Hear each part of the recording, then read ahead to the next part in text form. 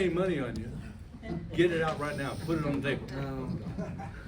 Our speaker today is going to tell you show you how it disappears very quickly. Our speaker today is Bryan Bush, who is a historian and is the historian at Perryville State Battlefield Park. He's a native of Louisville. He graduated from Murray State. And he has a master's degree in U of L, and you might recognize him from a number of smaller books that he's written about the Civil War and that type of thing. And if you know anything about Chuck-a-Luck, Faro, Keno, I know you think I'm talking dirty to you. He's going to tell you about those. And since it's appropriate, since we're in a law library and many people here are lawyers, even gamblers have lawyers, right? Yes, they do. So he's going to tell us about, I've actually forgotten the guy's name. I'll get it here in a minute. The lawyer for the gamblers, you'll have to tell us about it, then. I forgot who it was. Yeah, thank you for coming. No problem. Well, thank you for having me today. As he mentioned, I am the manager for the Perryville Battlefield State Historic Site. If you haven't been there, please come out. We've done some major additions. If you haven't been in a while, we're up to 1,200 acres now. We own 90% of the battlefield. And of course, you may or may not know, we were the largest battle in the state of Kentucky during the Civil War and the bloodiest. We're only 5 hours long and we had almost 8,000 casualties. We have one man drop every 13 minutes. And we could get into all of that later, but you're here to learn about the gambling barons of Louisville. Now, just to let you know, I have written 17 books on the Civil War. You can find me in almost any bookstore. And this one was published, I guess we're going on 2 years now, and this was a lot of fun. You may say, well, how did it get started? How did you get in gambling? Because, folks, I do the lottery, and that's about it. But these are games that I'd never even heard of before. And how I got interested, the Civil War. You got to keep in mind, in 1862, the Battle of Perryville was on October 8th of 1862. Before that army moved out of Louisville, there were 90,000 soldiers in this city. Just imagine that. They said everywhere, and from Louisville, from the river all the way up to Broadway, were just white tents as far as you could see.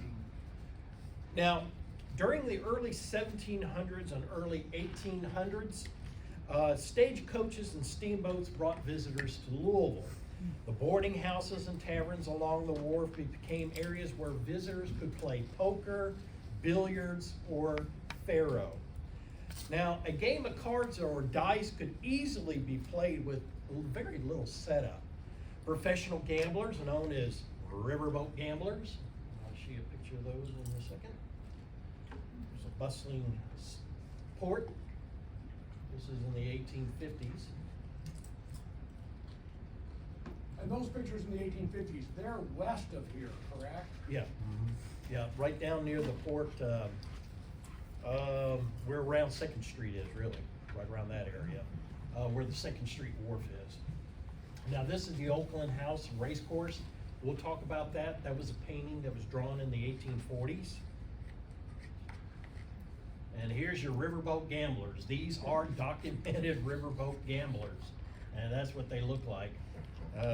Look at the guy on the left, he's shady looking. Game of card, like I said, professional gamblers known as riverboat gamblers rode the steamboats on the Ohio River, and the stagecoaches also carried professional gamblers to the city. Now, early in the 19th century, lotteries gained popularity in the city, which were drawn at local taverns. Geez, what's old again is new again now. Schools, churches, relief funds, medical organizations, and the military used the lottery as a way to help their organizations raise money without paying taxes. Does this sound familiar? With vast amounts of money being raised, corruption occurred. No. And the citizens of Louisville began to protest the lotteries. By 1862, Kentucky was only one of 3 states in the Union with a statewide lottery, which was against the nationwide anti-lottery crusade that was going on. Now, horse racing began as early as 1815 at the Louisville Turf, which was located on 16th Street and next to the Hope Distillery. Now, during the mid-1820s, the Beargrass track was established near present-day Hurstbourne Parkway area. By 1832, the Oakland Racecourse, which we saw here, replaced the Louisville turf, which was located on 7th Street south of Magnolia Avenue. Betting on horse races was not a public affair at that time, and usually done with the upper echelons of the Southern elite. Bets were done by the horse owners or their friends or their servants, or occasionally the masters would send their slaves into town to do the bets for them. By the 1850s, horse racing was in decline, and the Oakland Racecourse closed during a recession. Now, during the 1850s, Louisville became a vibrant and very wealthy city. Louisville became the 10th largest city in the United States. Louisville became an important tobacco market and pork packing center. Now, the Louisville-New Orleans River route held top rank on the entire western river system in the amount of freight and passenger traffic. Not only did Louisville profit from the river, but in Louisville in August of 1855, Louisville citizens greeted the arrival of the locomotive Hart County on 9th and Broadway. And the first passengers arrived by train on the Louisville and Frankfort Railroad. That was built by James Guthrie. Now, with the railroad, Louisville could manufacture furniture and export the goods to southern cities. Louisville was well on her way to becoming an industrialized city. Hemp was Kentucky's leading agricultural product from 1840 to 1860. My goodness, what was old is now new again. And Louisville was the nation's leading hemp market.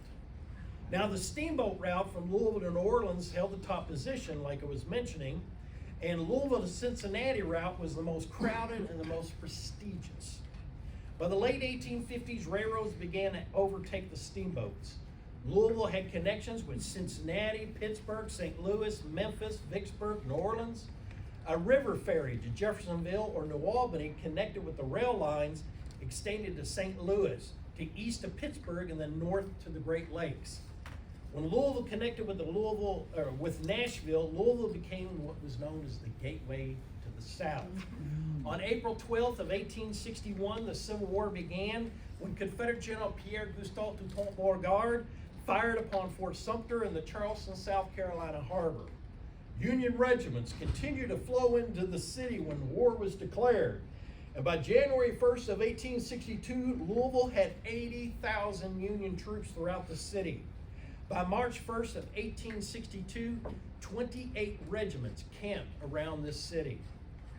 On October 2nd of 1862, the Union Army marched out of Louisville with 60,000 men.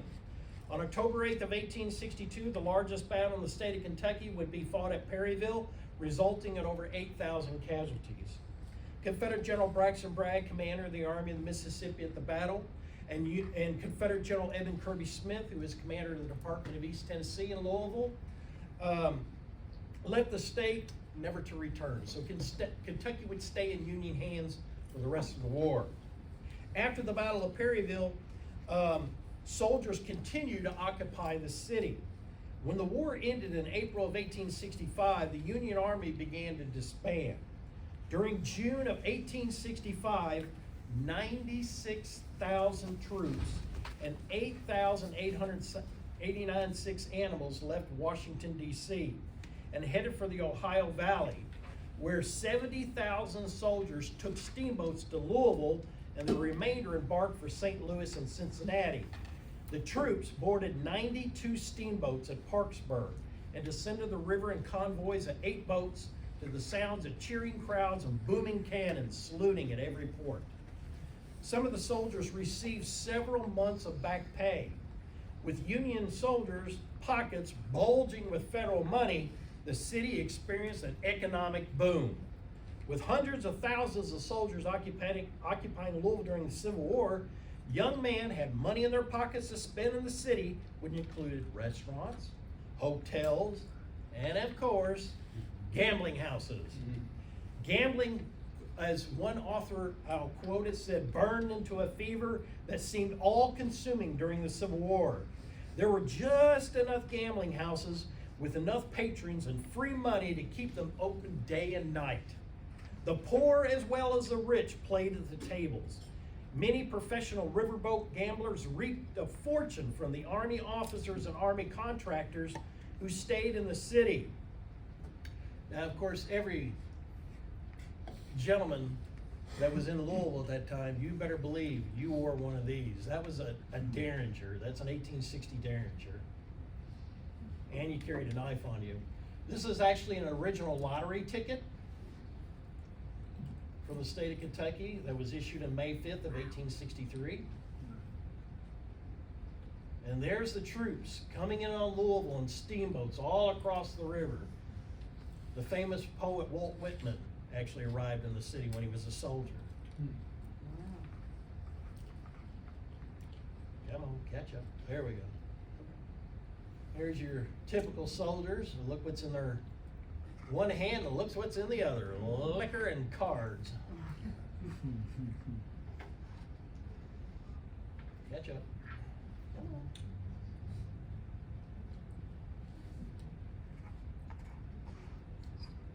Now, would they, while you're looking, would they pay for those pictures? Would they like order them and they'd come back 3 weeks later? No, they would pay for them immediately. The guy would go back in his little portable studio and then develop the pictures immediately. And they would pay, some of these were quite a lot of money. Typical soldier paid between $1 to $5. That was a lot of money back then. And it even cost you more if you want them hand tinted. There we go. There's your soldiers playing the game of chuck-a-luck. I can explain a little bit later. Here's a bunch of them playing keno. Of course, that's made a comeback again. And here's them playing faro. And this is an original ad from 1859 and 1862 showing the Woodland Race Course. I'll get more into that in a little bit. You know, at Kentucky Derby, they give that award away for the winner of the Kentucky Derby every year. That's from the Woodland Race Course. They've been remaking that award every single year for the Kentucky Derby. When the Civil War broke out, the Woodland Race Course actually dug a hole and buried that. Wow. So the Union soldiers wouldn't find it. Now, all of the north side of Jefferson Street from 4th to 5th Street and all the east side of 5th from Jefferson to Market and practically all the south side of Market from 5th to 4th Street was devoted almost exclusively to keno, roulette, faro, and chuck-a-luck. The doors in the gambling casinos and saloons had no locks because they never closed. During the Civil War, gambling houses were packed with Union, believe it or not, Confederate officers and men who profited from the war contracts. Soldiers during the Civil War in Louisville also played keno and roulette and American roulette.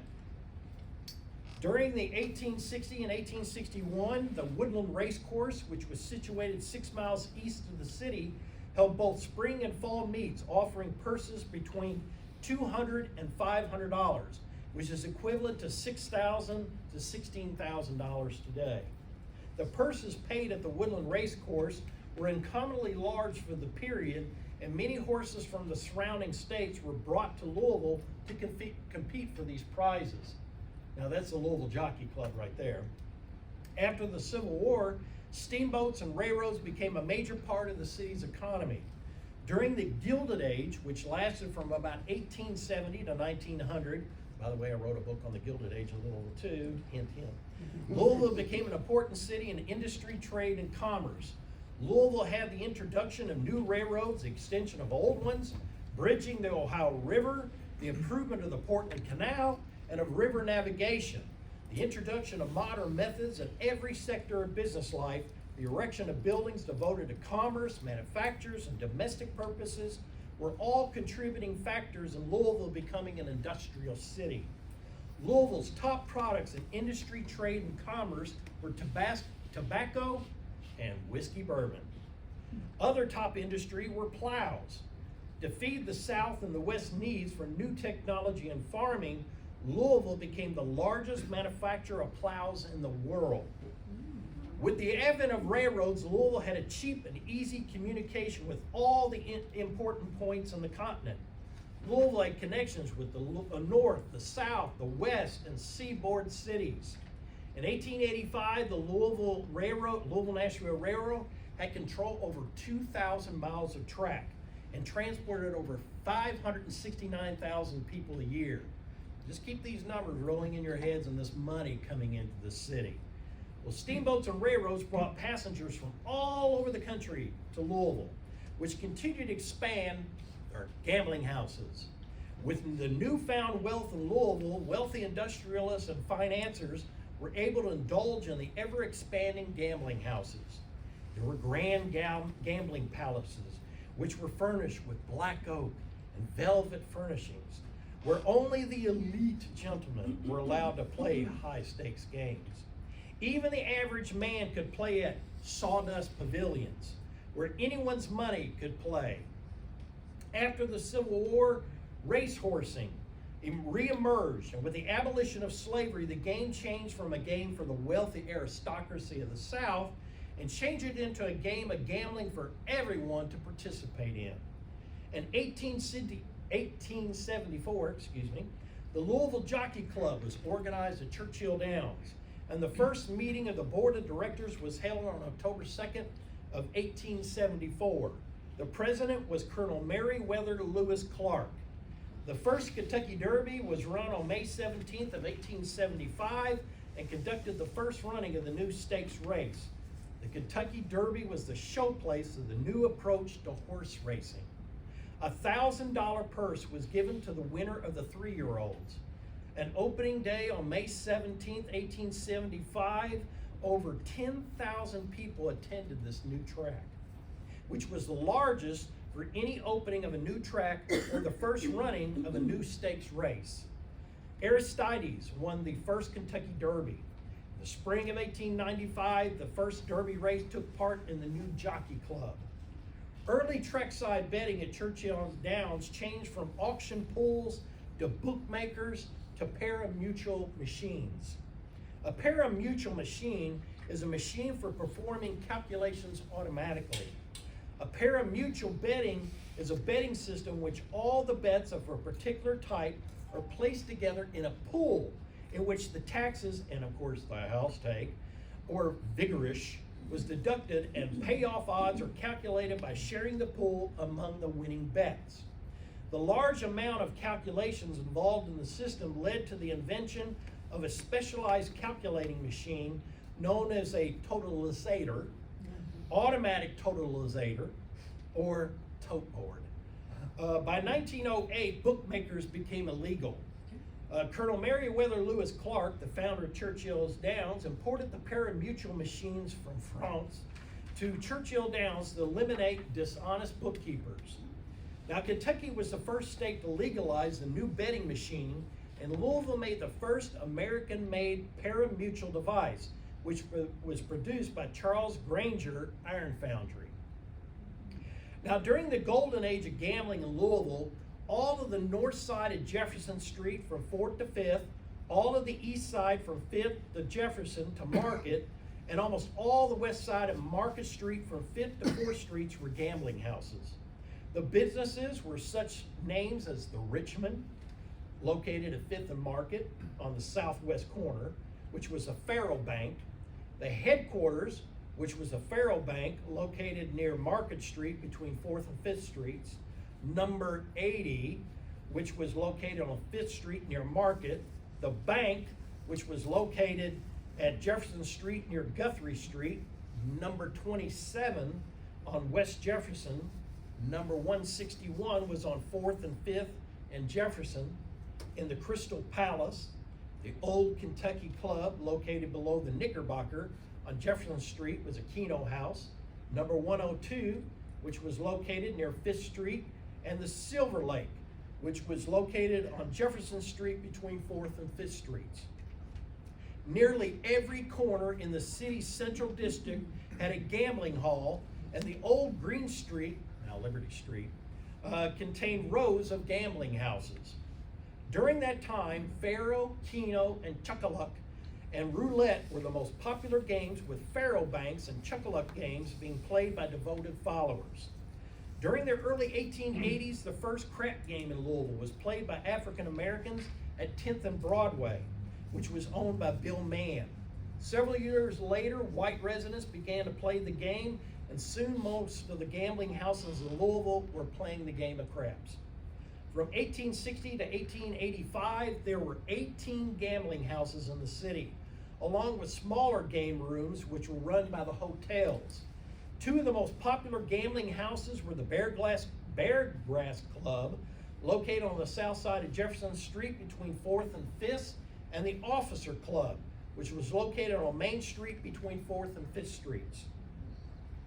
The Beargrass Club was frequented by only the wealthiest and most prominent men of Louisville and the surrounding area, along with the wealthy and social elite from other sections of the state who happened to be visiting the city. The stakes were the highest pay of any gambling houses in America, except for New Orleans. Greeting the visitors to the Beargrass Club and the Officers Club were handsomely dressed footmen to assist the visitors and keep out the undesirables. The Officer Club was for the military officers, although the club did allow patrons who were fortunate enough to have admission cards. Now, the social status and the ability to pay the dealer were the conditions of the membership to these exclusive clubs. The Shades Gambling House was located on the southwest corner of 4th and Green, now Liberty, and the Hotel de Reims on Main Street between 3rd and 4th Streets were ranked just below the Beargrass and Officers Club.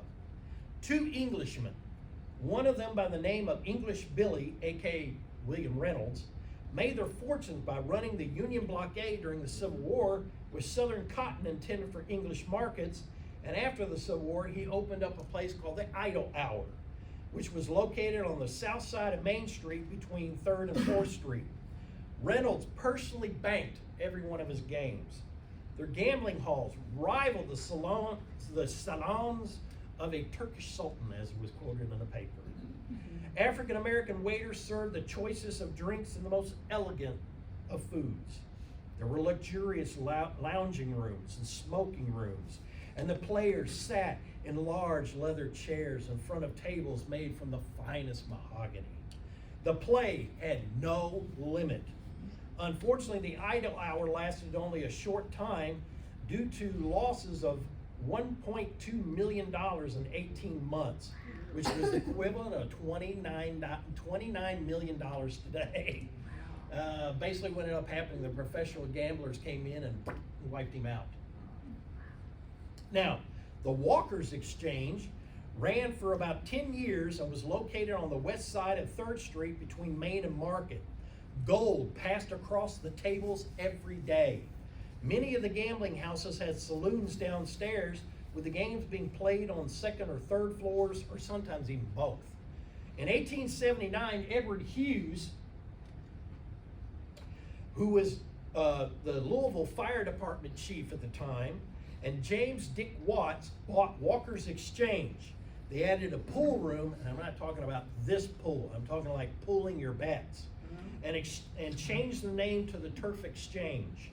The firm was known now as the J.R. Watson Company. It was ranked one of the most popular pool sellers in the country. Some of the heaviest plungers, also known as gamblers, in the country sat listening to auctioneers such as Bob Cathart and Joe Burt. In one season, the pools generated $1.5 million, which is the equivalent of around $29 million today. The house made over $100,000. That's equivalent to $2 million today in profits. The firm became known as Hughes, Cathart and Company. In 1883, Watts left the firm and the company became known as Hughes and Cathart. In 1886, Hughes and Watts sold the building to Henry Weymouth and Amelia Boulier, who combined the Turf Exchange and the Jockey Club pool rooms and kept the name of the Turf Exchange. Now, Amelia Boulier started the Louisville Jockey Club pool rooms. Eventually, Boulier closed the Jockey Club because of the laws that were passed against gambling. The business continued to operate as an auction selling pools in New Orleans, horse races. The turf exchange ran until about 1906 when raids put a stop to the illegal activity. James Dick Watts, owner of the Crockford, which was one of the most spectacular of all the gambling houses in the city. The gambling house was located on the south side of Jefferson Street below 4th Street and had 3 two-story buildings with a large courtyard in the center. The building's previous owner was Anderson Waddell, who was the most famous of all the gamblers in this city. When Waddell left Louisville, he settled in Nashville, Tennessee, and sold the business to Watts for a fortune. Watts made back all the money he had spent on buying the business. Riverboat gamblers who played among the passengers on steamboats between Louisville and New Orleans traveled to Louisville, and each Saturday night a crowd of riverboat gamblers walked into the Crockford to match their skills against each other. The gamblers played only stud poker, and the bets could be high as $75,000. That's equivalent to $2 million. Can you imagine that? Throwing down $2 million on the table. And they were stacked high. Watts' business became so popular that in 1872, he had expanded his business and built a keno gambling casino, which was comprised of 3 stories. In July of 1885, the Palace Royale was raided and the gambling furniture was removed. On August 25th of 1885, Watts Casino was raided and his manager, Captain C.S. Jenks, was arrested and paid a $600 fine. And all the gambling equipment was taken out. In September of 1885, the famous Keno Casino Palace Royale was raided again and the equipment again removed. In the late 1860s, infamous gambler Anderson Waddell owned the Crockford. Soon after, Colonel Anderson Waddell was one of the wealthiest players of the gamblers in the city, took an interest in business and bought 1/3 and opened his business on the 2nd story. The Crockford played the game of faro exclusively, and the center of the courtyard was where a player could play 4 games at once, such as faro, roulette, faro bank, and chuck-a-luck. In the 1860s and 1870s, gambling was at the peak in the city. Early in the 1880s, Churchill Downs had 1 week in the spring and 1 week in the fall for racing, and the event drew people from all over the country, and the great gambling houses such as the Crockford hosted the visitors. During the races, faro was at the game's height. Colonel Waddell placed Eli Marks and Black Dent in charge of the games. In 1877, the first pool room was Parmelle's, which opened on 4th near Market, where only auctions and mutuals were sold. The first big pool room in Louisville was opened by Waddell and Joe Burt on 3rd Street between Main and Market. And a single bet of $10,000, that's equivalent to $290,000 now, could be waged on a horse race. Pool rooms were a method of gambling which all many bet on the result of a particular event by a number of people was awarded to one or more winners according to conditions established in advance, and other charges may be deducted from the total pool before the prizes were awarded. See, folks, the only place that makes money is the house itself. Pool selling was introduced in the 19th century, and the pool method of dividing the wager totaled between the winners spread to practically every country in the world and formed the rational basis for running nearly all modern lotteries, as well as most organized betting on horse racing and other professional sports. In 1869, Major Ed Hughes and James Dick Watts bought the Walkers in exchange, and in 1876 changed the name to the Turf Exchange. The Turf Exchange was under the name of Hughes and Watts and Cathart. Now, the Turf Exchange and the New Market were the 2 houses where local bettors could bet thousands of dollars on a horse race. 2 houses had a monopoly on the turf betting in the city. Waddell's cashier was a young man named Madison Kywin, who became Kentucky's greatest poet. Bob Gray, operator of the famous gambling house at Roofer's Hotel, which I saw you a picture earlier of, on 5th Street near Market, was known for their hospitality and really high stakes. During the golden days of gambling houses in Louisville, there were several hundred buildings used exclusively for gambling. Some other gambling houses, like I mentioned, the Palace Royale. There was the Pearl, which was located on the northeast corner of 4th and Liberty, which was on the corner opposite the old Opera House. The Pearl was one of the first Civil War establishments opened by James Cornell. The Richmond Hotel was located on 5th and Market. The Riders Hotel was located on Gray Street. Phil German's Hotel was catered only to private games. Even the famous Galt House had the Southern Club and was open only to private high-end poker dealers. The Silver Lake was located on near the Masonic Temple on 4th Street and was another one of the gambling casinos. By 1885, Louisville was known as the City of Gamblers, the Gamblers' Paradise, or the Monaco of America.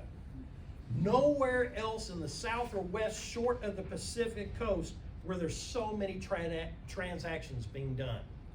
There was no place in America where gambling of all kinds was carried out more openly than there was in Kentucky. For 3 square blocks on 5th Street and 4 square blocks on Jefferson, nearly every house was filled with keno rooms or faro banks. There were lottery shops, keno, faro, poker rooms. The Jockey Club had the finest track in the South and brought thousands of visitors, with thousands of dollars changed hands in that single day. James Dick Watts, who was one of the owners of the Turf Exchange, took bets by telegraph and had French mutuals and pool selling, and his sales amounted, get a load of this, to $6 to $7 million, which is equivalent to $180 million today. 4th Street became the handsomest street in the South. The Crockford had magnificent pictures on the walls, rich curtains in the windows, and the floors were covered with soft piled Brussels carpets. Faro was dealt on inlaid tables of expensive wood, and luxurious chairs were around the tables. Louisville gamblers were betting more recklessly than any other American or European city at that time.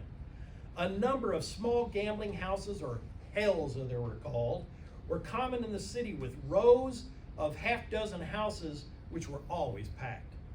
Major Ed Hughes made a fortune from the Turf Exchange and the Crockford and owned $100,000 in real estate. Now, Phil Hinkle had 2 keno houses, although he was primarily a saloon keeper.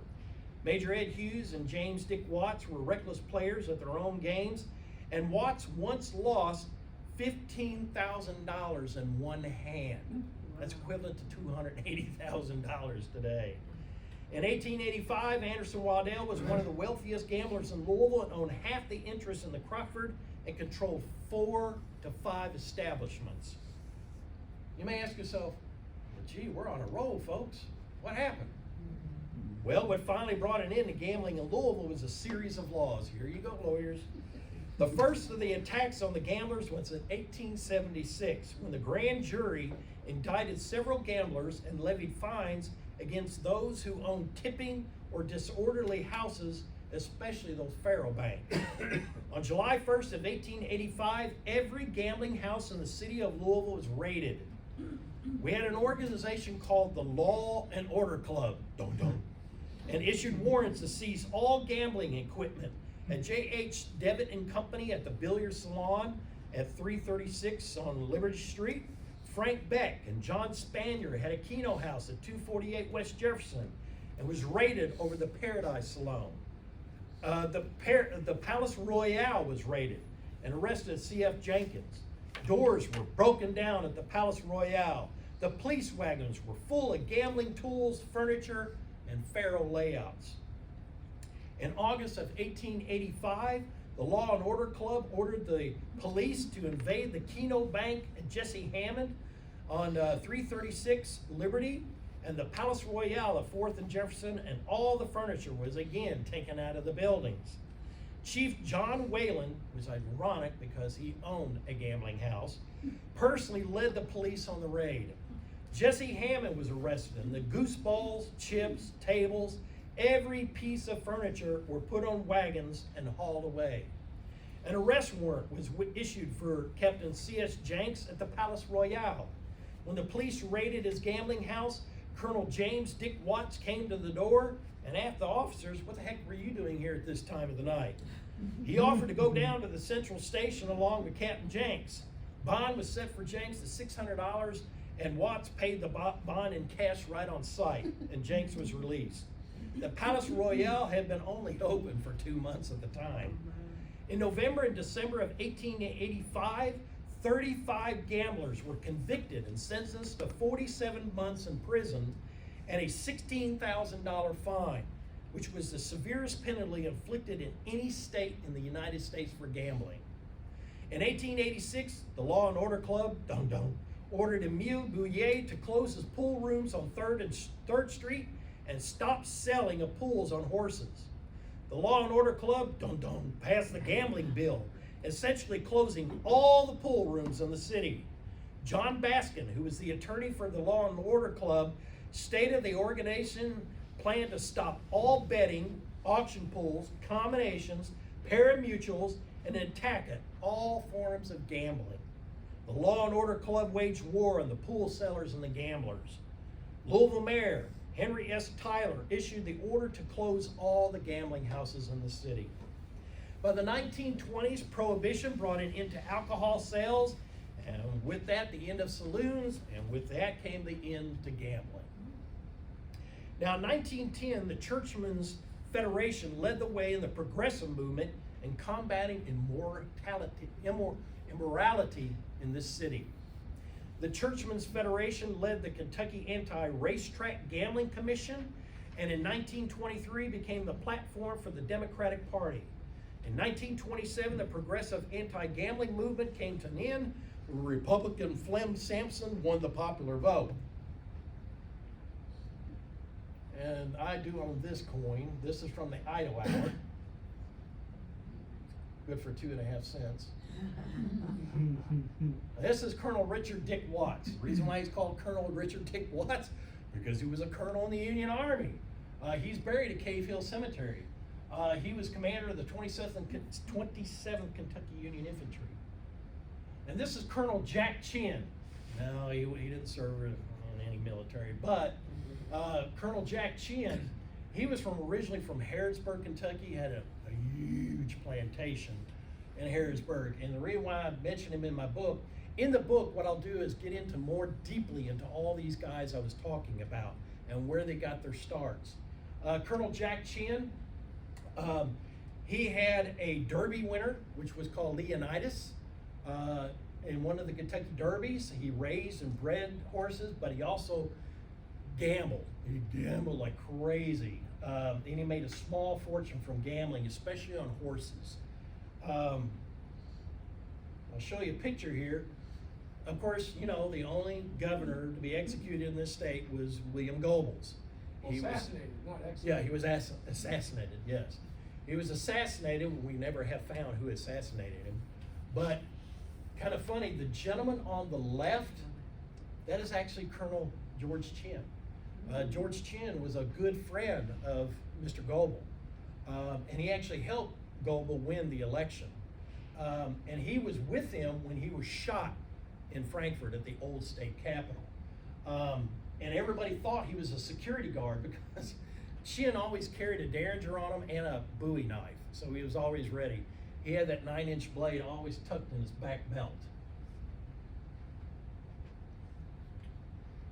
And that's just one of the stories that I touch on with Dick Watts, but I encourage you to get the book. You'll learn more about these guys, and I actually go into detail on how these games were played and how they were betted. So, again, thank you so much for inviting me today, and if y'all have any questions, just feel free to ask.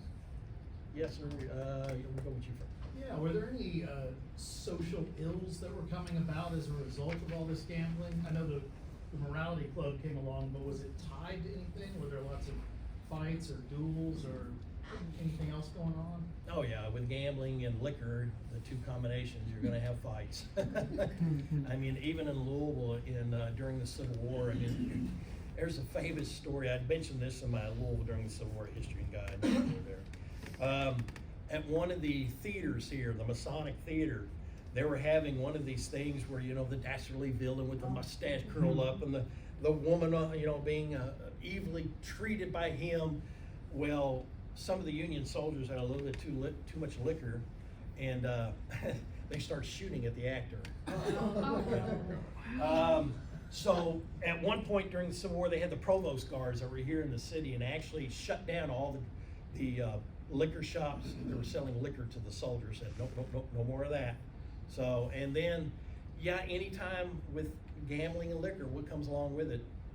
Prostitution. So, yeah, it was all, and of course, you know, God forbid that you were gambling on a Sunday, you know, that all got interplayed into it with the Law and Order Club. Yep. I know you had mentioned some of the different factors, but why do you think that it was Louisville in particular that became such like a hub on the East Coast versus like other cities that had Union soldiers and money flowing in after the war? Well, you got to keep in mind, up north from all these different cities, from like Wisconsin, Illinois, Indiana, Ohio, they had to filter in, because you got to keep in mind, even in the 1860s, there was no bridge that connected Ohio to Kentucky or Indiana to Kentucky. You had to literally take it by ferry.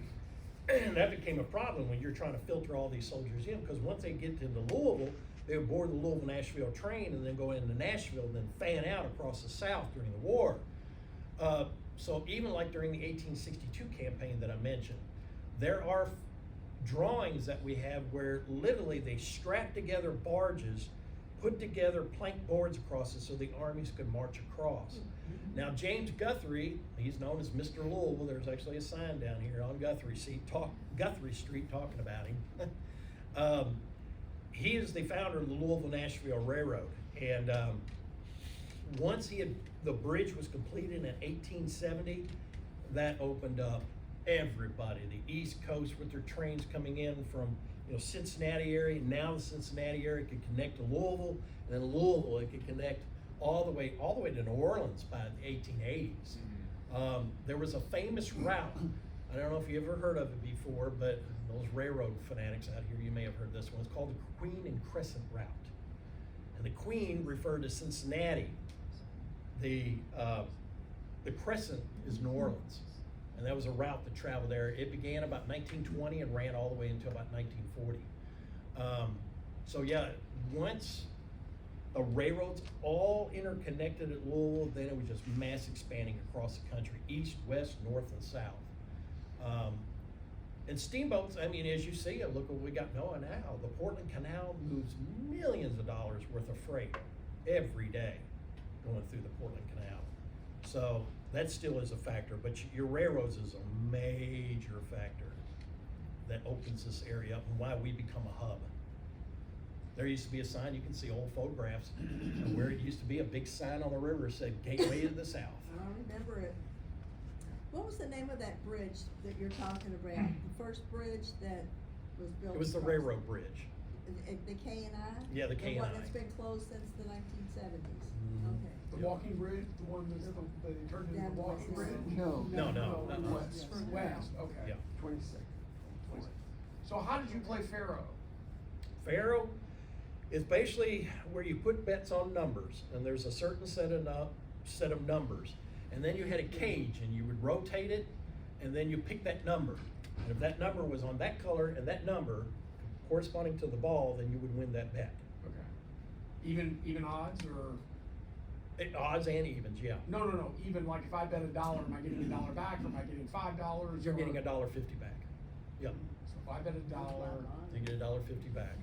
Or if you so I'm wanted to only, do the so I'm pool, only making 50 cents or am I making $1.50 and keeping my dollar? yeah, you're keeping your dollar and making $1.50. Okay. And then if you got guys that came in together and would put a pool on it and put it on that one number, that if that one number won, then you won what was in that pot, and then you divided it up among each other.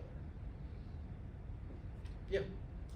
So at our peak, we were the 10th largest city in the United States. Is Mhm. it prohibition that derailed us? Why did we keep pace? Yeah. Other cities were starting to take off, and once the railroads started connecting all with each other, other cities started becoming big, like St. Louis and Cincinnati even though Cincinnati was as big as us at one point. So was it leadership, or what was the deal? Combination of everything with the economy. You gotta keep in mind, there was a major financial disaster in 1876. Some of you may have heard of the ship, the CSS, or the USS, no it is, yeah, CSS California. Sinks with all the gold. And all the gold. All that gold was being transferred to California. It was supposed to go around, then come back up to the east and distribute the money out to banks to carry the banks, because they were trying to rebuild the South. And when that ship was lost, all that gold that was going to these banks, boom, it just crashed the banks. And yeah, then of course, you got the Great Depression. That really hit the city hard. And then of course, we get in the 1970s where you now have expressways and people are just out of the city going into the suburbs. You know, we're trying to make it a revitalization back into the city, you know, with building apartments here and condos, but I don't think it'll ever return to what we had back in the 1800s. Yeah. Yeah, so I was out near Westport Road and I saw that sign that said former Oakland Park. How many years did you say that existed? It functioned before the Civil War, all the way up until the Civil War, and actually, unfortunately, the Civil War just wrecked it. Civil War soldiers actually set up camps right on the Oakland racetrack itself, and he just went bankrupt. What's on the Oakland race course now, or do you know? I've been by there, it's just houses, subdivisions, yeah. All that's left is that marker telling you where it was. Aren't they confusing Oakland and Woodlawn? You're talking about Woodlawn out Westport Road. Oakland is here at 7th. Yeah, on Magnolia. 7th, yeah, 7th of Magnolia. Yeah, it's just a warehouse there now. So you mentioned that the Union and Confederate people played together in the gambling houses? Yeah, it's so bizarre. I mean, officers would be taken here. We did have a prisoner of war camp in Louisville. It was right where Liberty Street is, back then Green Street. And they got passes, the officers got passes to just mingle around the city, and they promised they'd go back, and it was really bizarre. I have, in our collection at Perryville, we have a beautiful albumen, which is an early card photograph of Colonel William Preston Johnston. He's buried in Cave Hill. He's from Louisville. His father was Albert Sidney Johnston, who was the highest ranking Confederate general to be killed during the Civil War. He was killed at Shiloh. His son, Colonel William Preston Johnson, ended up being Jefferson Davis' personal aide towards the end of the war. He was actually captured with Davis. He's got a fascinating career in and of itself. I mean, William Preston Johnson, after the war, he was asked by somebody who never heard of, Robert E. Lee, and asked him would he help run Washington and Lee University. And then once he started running Washington Lee University, he said, you know, we're starting up a new university in the South, and we'd like you to become president of it. And it was Tulane. He becomes the first president of Tulane University. But yeah, I've got a picture of him. It was taken in Louisville, and he's in full Confederate regalia. Go figure. I guess if you have enough money and clout, you know. Any other questions? Well, thank you very much. Thank That you all was for great. having me. If selling your books, or if people want to buy your book, what can they do? You can go to any bookstore in Louisville, they sell them, or you can go to, I've got three different book publishing companies. That's the most popular ones, is from the History Press. Right, I guess you get this online through the History Press, yeah. Or you can get it on Amazon, they sell them on there. Well, thank you very much. I mean, the book is worth reading. It really is. It's a fantastic book. Thank you for coming. No problem. Thank you all for Thanks for coming. having me. Yeah. Thank you a lot. Thank you.